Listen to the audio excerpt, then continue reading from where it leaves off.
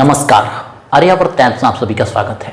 बिहार के नेता प्रतिपक्ष तेजस्वी यादव के एजुकेशनल क्वालिफिकेशन पर लगातार सवाल उठते रहे हैं। चाहे वो कोई भी दल हो, नई हो या पुरानी हो, तेजस्वी यादव को 9वीं फेल कह करके टारगेट करते हुए दिखते हैं और तमाम तरह के आरोप प्रत्यारोप तो बिहार की राजनीति में देखने को मिलता ही रहता है। अगर बात करें राष्ट्रीय जनता दल की, तो आप सभी को पता है कि लालू प्रसाद यादव जी और राबड़ी देवी जी इससे पहले बिहार के मुख्यमंत्री रह चुकी हैं, तो दोनों पति पत्नी हैं और राष्ट्रीय जनता दल के आज भी अध्यक्ष श्री लालू प्रसाद यादव जी हैं। और इसके बाद जो मुख्य चेहरा है राष्ट्रीय जनता दल के, जिन्हें मुख्यमंत्री का दावेदार माना जाता है या फिर जो पार्टी की सभी क्रियाकलापों पर अपनी मजबूत पकड़ बनाए हुए हैं, वो है लालू प्रसाद यादव जी के बेटे तेजस्वी यादव। और लगातार आए दिन आप सभी ये चीज देखते होंगे कि ईडी और सीबीआई इनके घरों पर जब छापे मारती है, जब पूछताछ होती है, तो उसमें तेजस्वी यादव को भी संलिप्त किया जाता है, शामिल किया जाता है और तमाम तरह के आरोप आज भी तेजस्वी यादव के ऊपर लगाए जाते हैं। आप सभी को बहुत अच्छे तरीके से याद है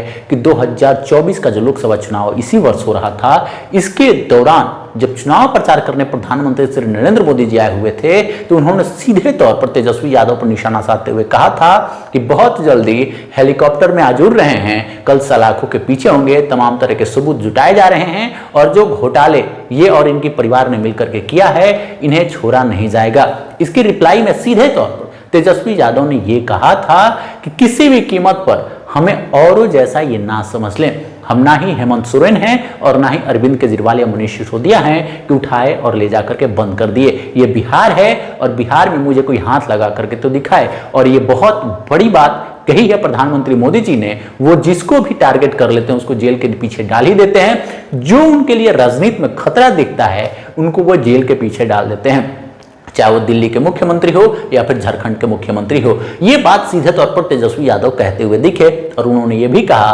कि ना ही मेरे पिताजी डरते थे और ना ही हम डरते हैं। किसी भी तरीके से हम डर करके नहीं जीते हैं। आपको जो करना हो कीजिए, लेकिन जनता और गरीबों की हक, पिछड़ों की हक की आवाज हम उठाते रहेंगे, उनके लिए बातचीत करते रहेंगे। तो ये सारे बयान ऑलरेडी आप सभी सुन चुके हैं। लेकिन इसके बाद अगर बात करें, चाहे वो नए दल बनाकर के जन सुराज पदयात्रा जो भी कर रहे हैं प्रशांत किशोर वो हो या फिर भारतीय जनता पार्टी की कोई भी नेता हो, सीधे तौर पर या फिर जनता दल यूनाइटेड की कोई भी नेता हो, वो इनके एजुकेशनल क्वालिफिकेशन को ही टारगेट करते हैं और बहुत सारे छात्र नेता भी इनके एजुकेशनल क्वालिफिकेशन पर सवाल उठाते हुए नजर आते हैं। प्रशांत किशोर का तो यहां तक कहना है कि लालू प्रसाद यादव सिर्फ अपनी परिवार के राजनीति करते हैं। जो MY समीकरण है, तो ना M का भला चाहते हैं ना Y का भला चाहते हैं, यानी मुस्लिम समुदाय का भी वो भला नहीं चाहते हैं और यादव जाति का भी वो भला नहीं चाहते हैं। तभी तो वो अपने 9वीं फेल बेटा को ही मुख्यमंत्री पद की दावेदारी सौंप रहे हैं, जबकि बहुत सारे यादव समाज में ऐसे काबिल युवा हैं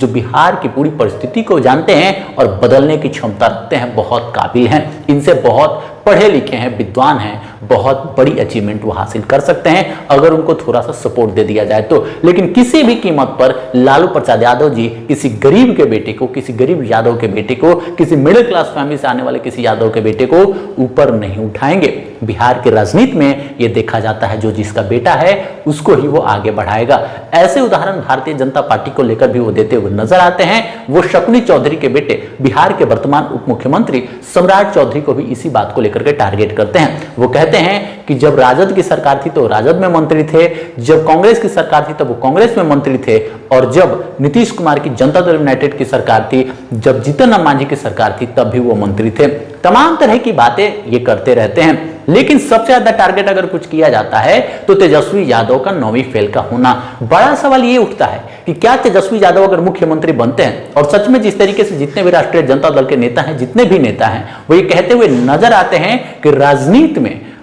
क्वालिफिकेशन मैटर नहीं करती, एजुकेशनल क्वालिफिकेशन मैटर नहीं करती, और कोई तो कारण होगा जिसकी वजह से संविधान में इसका प्रावधान नहीं लाया गया होगा। लेकिन छात्रों का यह बड़ा सवाल है कि अगर बिहार का मुख्यमंत्री एक 9वीं फेल नेता बन सकता है, तो क्या एक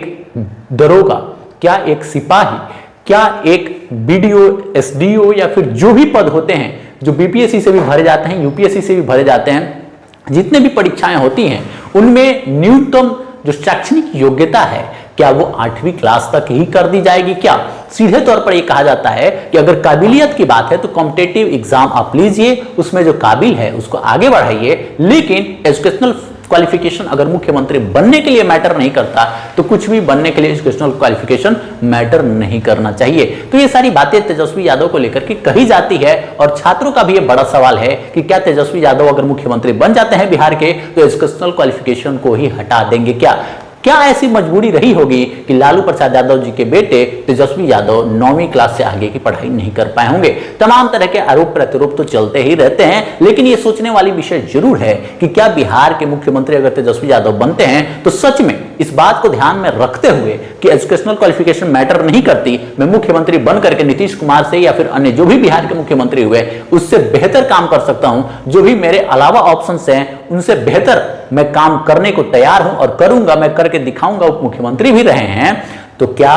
वो इस बात को मानेंगे कि जो काबिल लोग हैं उनको क्वालिफिकेशन से मैटर नहीं होता, उनके लिए क्वालिफिकेशन मैटर नहीं करता, उनसे उनके क्वालिफिकेशन से नहीं आंका जा सकता है, उनको कॉम्पिटिटिव एग्जाम लेकर के उनको योग्य अगर वो हैं तो उन्हें किसी भी एग्जाम में बैठ करके ये तय हो जाए कि वो एग्जाम अगर निकालते हैं तो उनका सिलेक्शन हो जाएगा, फॉर्म भरने के लिए कोई क्राइटेरिया नहीं रहेगी, आप सीधे एग्जाम में बैठ सकते हैं। तो ये तमाम तरह के सवाल तेजस्वी यादव और उनके एजुकेशनल क्वालिफिकेशन को लेकर के उठाए जाते रहे हैं और ना सिर्फ नेता बल्कि आम जनता भी इस बात को खूब उठाते हुए नजर आते हैं। लेकिन आपका क्या कहना है जरूर कमेंट बॉक्स में बताइएगा। लेकिन ये बड़ा सवाल है और मेरे हिसाब से ये किसी भी कीमत पर तेजस्वी यादव जब तक राजनीति में रहेंगे ये पॉइंट उनकी जिंदगी से नेगेटिव जो पॉइंट है नहीं कटने वाला, इसको लेकर के हमेशा उनकी टांग खिंचाई की ही जाएगी, चाहे वो कोई भी साहित्यकार हो जो किसी भी तरीके से